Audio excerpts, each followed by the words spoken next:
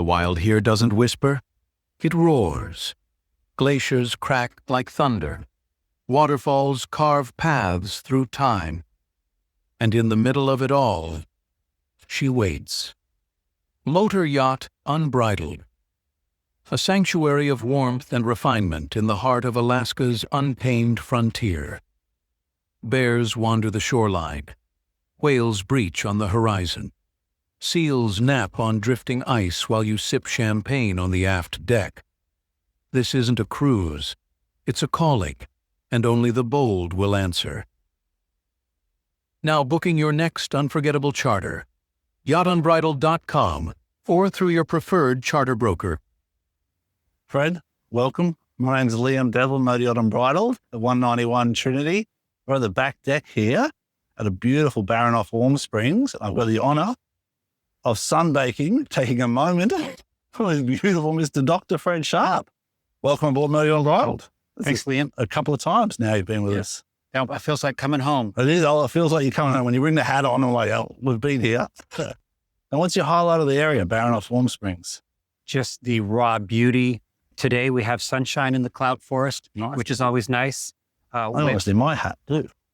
Whales out front. We saw a lot of whales today, didn't we? The great year for primary productivity of the oceans. It's brought in lots of animals, as you got to celebrate this morning. You said there's a lot of biomass. What does that mean for our audience out there? It means that the food chain is at peak capacity. It means like we have lots of primary productivity, upwelling, cold, nutrient-rich waters. We've got lots of the phytoplanktons are growing fast. So it starts with phytoplankton. Phytoplankton that brings in the zooplankton, the krill. Okay. And that's what they were feeding off here, the krill, correct? That's right. Yeah, absolutely. That's probably one of their main dietary things is the shrimp-like crustaceans. Yeah. And the salmon eat the krill. Salmon eat the krill, and then we eat salmon. We eat the salmon. Especially definitely those beautiful sockeyes. They're all vegetarians. They only eat the krill and that beautiful red oily meat. Yeah. And what's the best stage of the salmon for you? I mean, obviously once they start turning and metamorphizing, they kind of change. Yeah, they do. Flavor. So it happens quickly, doesn't it? It does happen quickly. Yeah, it's pretty fast once they hit the fresh water and they get that kind of metabolic shift. Yeah. And then after that week, do they have to wait till they go up a river or they just naturally die? It really depends on the conditions of the stream. And if it's good passageway and they feel like they're ready to go, no sense hanging around the river mouth where there's lots of predators. Yeah. Get up there and the getting's good. We might tell our audience we've got a golf event happening here. The Stewardesses 2025, they have golf tournament at the moment. Getting some much needed vitamin D, isn't it, Zara? Some much needed vitamin D.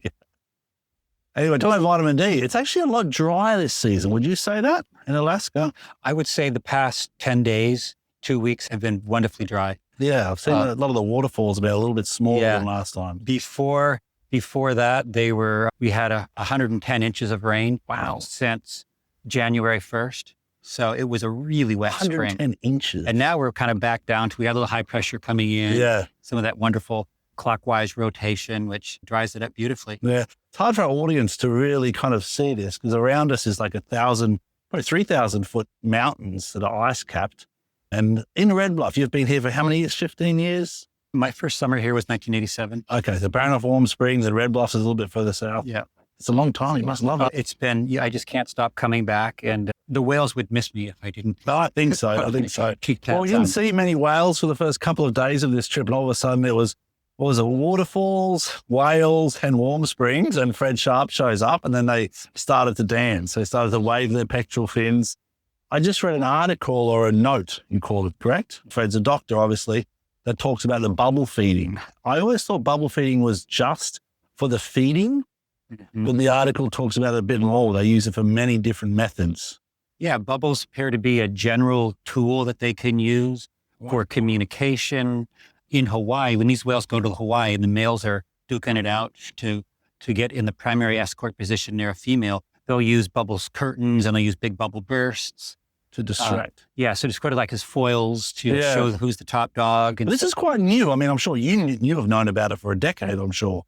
But in terms of the society, I'm sure many people don't know that. Yeah, it's a form of communication that terrestrial mammals, we don't really, bubbles, something coming, you're visualizing breath. Yeah, and absolutely. Bubbles are a great all-purpose tool because they make a lot of noise. They're very mechanically, you're sitting in a jacuzzi and they have... I'm sure there's a vibration vibration and visually. So the whales have learned that they can use that as a tool to interact with each other or control their environment, like hunting the prey. And these little, Fred brought some nice little information here.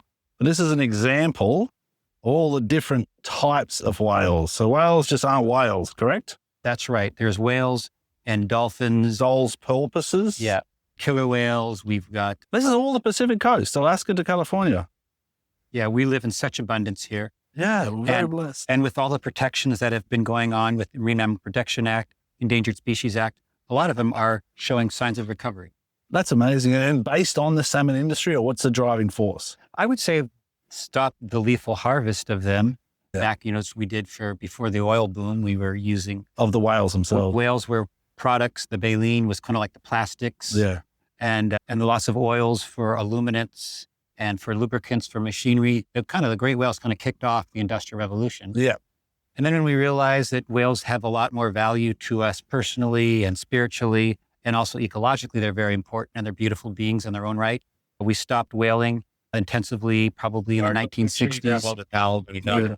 1960s and 70s. And since then, many populations of the animals like the gray whale and the humpback whale, Santa Barbara blues are also recovered. Oh, wow. So the ocean, our planet still has a lot of food and resiliency, and hats off the survival intelligence of these mammals to recover, still in the face of, ship strikes and nets and gear. Absolutely. And acoustic disturbance in the oceans. So going forward is positive. We're having restrictions, we're having global awareness, having a lot of people. In terms of the spirituality of the whale, because I have this thing, and it might sound a bit out there, that you can connect with animals in all different aspects. You can connect with nature and sentient beings. Whales and mammals themselves, obviously, and things like turtles, we seem to have more of a connection with those bigger kind of mammals and marine life. Yeah. Why? Do you think it's real? Do you think it's in a cause, or?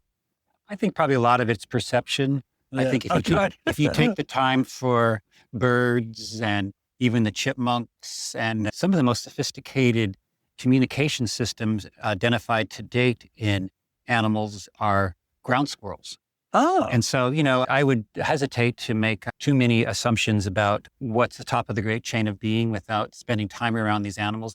Now, to be sure, there's a lot of special stuff about the great whales. Yeah. They're... When you say gray whales, you're talking about humpbacks? Yeah, the baleen whales, the big baleen whales, blue whales, fin whales. Yeah, sperm whales, let's throw them into that. Even I would say when a killer whale comes up and looks at you through the eye, I'm like, yes, you are the great whale. Yeah. That's right. The killer whale with a high dorsal fin. Exactly. And is there a false killer whale too? There are the pseudo-orcas up here. The pseudo-orcas. And a lot of times people confuse them because I see them and everyone says killer whale. I'm like, and what's the difference between there's a lot to cover here, but just a brief overview, the killer whale and the pseudo-orca size. The size is one, and there's something about that ominous eye patch on the killer whale that commands respect, and the tall dorsal fin. The tall dorsal fin, the thing that stands out as like, okay, you now own the waterway.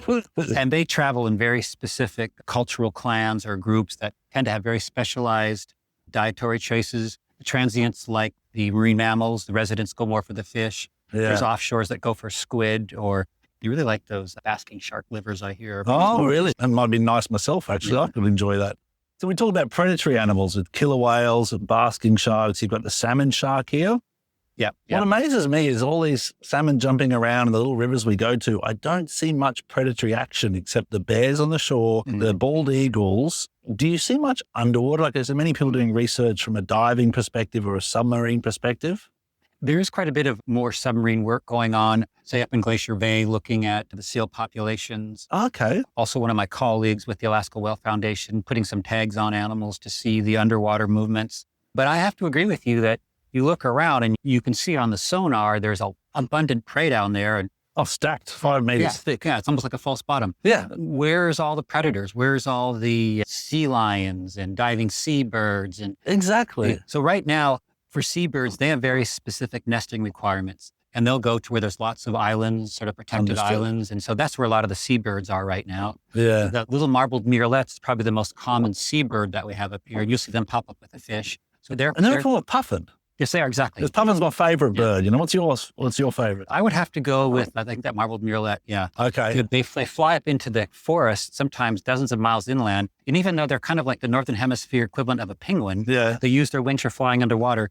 Oh, I didn't know that. I see them on the surface quite a lot in groups. Yes, exactly. Yeah. And right when you see them dive, you'll see them unhinge their wings and they flutter around. And so they're like penguins, feet set far back on the body, but yet they will still fly inland and nest. They don't even build a nest. They'll fly to these giant trees and build and lay an egg on a canopy of mosses. Yeah, absolutely. And this is the puffin. Well, I didn't know you had puffins up here because I went to Iceland and I saw the puffins.